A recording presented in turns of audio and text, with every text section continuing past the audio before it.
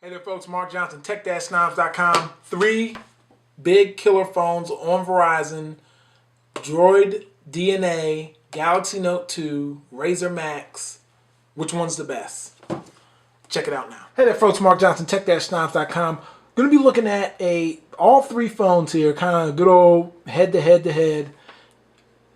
Galaxy Note 2, Droid DNA, Razer Max. Overall, all these phones are available on Verizon.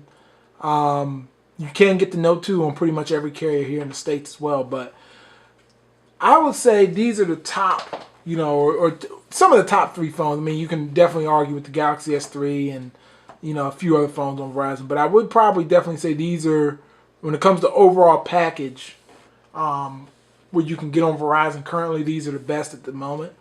Now, obviously, I'm looking at the Note 2. I do have the folio cover on this, and it does come, it attaches to the back with the case. It doesn't have the logos on the back with that, so definitely keep that in mind. So I'll start off with the Note 2. Note 2 has definitely been my go-to device over the past week or so, and I'll tell you why. Basically, it literally has so many features on it. I'm still going through them, and I don't think I'll ever really get through them all. But that's definitely a good thing. Obviously, for most people, though, I will say it's going to do more than you need it to do. But the fact that it does have the S Pen, you pull it out, you automatically get the creativity. And then you also have this multi-window feature where, like, I could bring the internet out, and then let's say I could bring out the video player, and you can have this multi-window feature going. And I'm playing the video at the bottom, and I can even drag it up and make it a little bit bigger, and make this a little bigger, and make it. So it's just definitely a very cool feature overall. It just does so many things on the Note 2. Is really pretty mind-boggling. A lot of motion sensing features. Very nice features overall. Next, I'll go to the Droid DNA.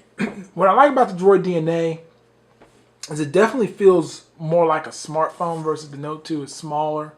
I do like the way it fits in my hand, and honestly, I'm very surprised with the battery life on it.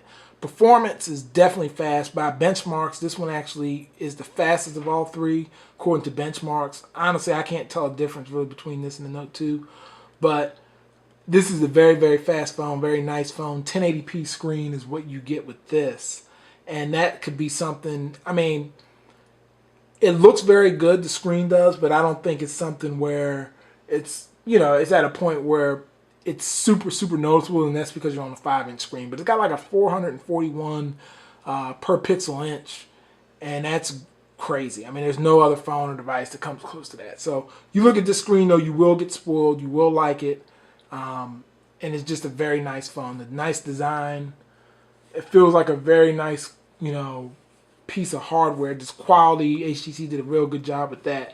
And I think when I look at the hardware wise, if I were to over the 3 devices, I definitely think that the DNA would come in first, and I would actually go with the Max, the HD second, and then the Note 3 last. And I'm not saying Note 3 is built bad, but obviously it is the typical Samsung plastic, but with the software that Samsung puts in it, more than enough makes up for the hardware, which is still good. It still feels like a quality device, but these 2 devices definitely feel very high quality.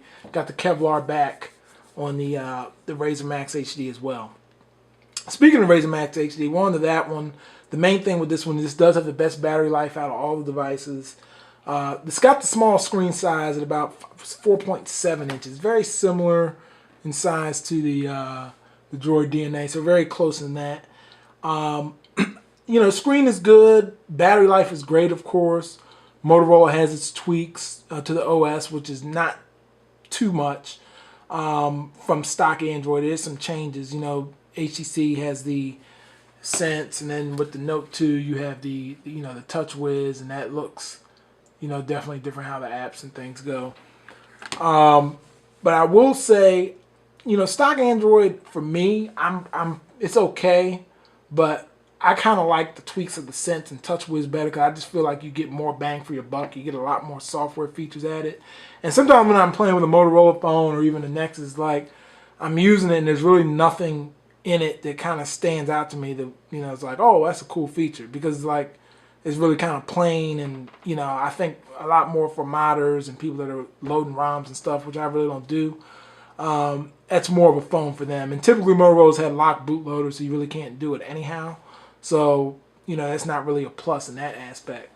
But at the end of the day, you know, I kind of keep this short. All three of these phones are nice. $299 for the Razer Max HD, $199 for the Droid DNA, and $299 for the Galaxy Note 2.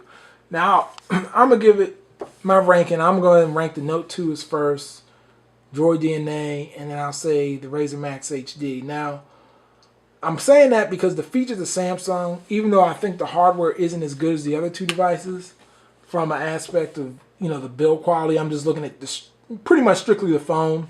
Droid DNA even supports wireless charging, which is a cool thing. You take this little wireless charging plate on it.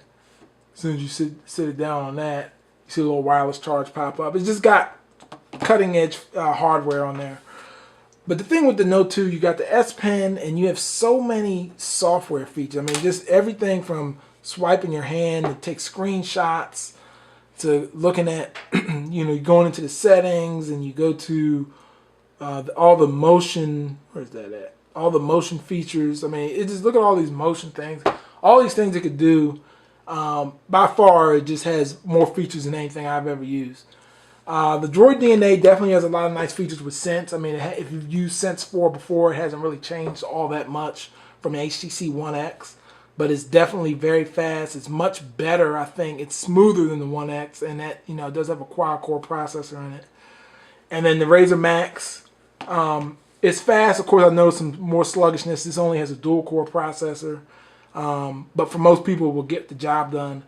And I honestly believe that they're just going to have to drop the price on the Razer Max HD coming up soon. I mean, it did come out in October, but what you're finding now is with these quad-core processors and the other two phones, and even though this has still the best battery life, it's got a 3,300 milliamp hour compared to 31 on the Note 2. It's only 200 milliamp hour better than the Note 2, and honestly, you really can't tell the difference between the two as far as battery life. But I've used them both, and I find that they're pretty much even on that point. I mean, the Max is still lasts longer, but they're pretty much even. So definitely at $299, it's a hard sell for the Max, and I do like it, but it's just once it gets down to $149, $200, they've already dropped the Razer M price. So overall, like I said, these are some of my top picks. As far, you know, on Verizon, you got the Note 2, Droid DNA, Razer Max. Thanks for watching. Be sure to check the site out, tech-snobs.com. More coverage is going to be there. Thanks for watching, folks. Take care.